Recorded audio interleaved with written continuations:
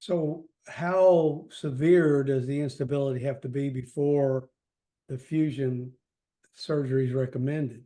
That is a great question. And there's no discrete answer for that because, for example, last week I had probably the most unstable individual that I scanned that I've ever seen before. And she's upright and functional, just disabled to some extent. But if you would look at her and put her next to somebody else who has, a quarter or a third of the instability that she has, who is completely bedridden, it's hard to explain that.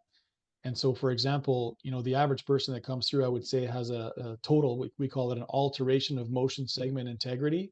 So the integrity of the motion segment, in this case, C1, C2, the two bones, it should have integrity, stability.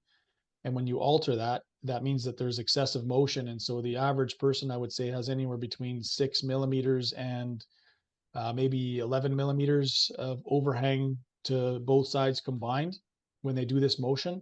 Well, this lady had 21.2 millimeters. So she had literally more than 2 centimeters of motion in excess of what she should have between C1 and C2. And she was still, let's call it functional. And so what I found is that I think that the missing link or the missing piece of information is that some people are genetically endowed with a large canal at the base of their skull, and then a small brainstem and spinal cord in relation to that diameter of the canal. And other people have, unfortunately, a smaller canal and a thicker brainstem and spinal cord, which means in relation, the tolerance for them to have some amount of excess motion is far less than somebody who's got a big canal and small neurology.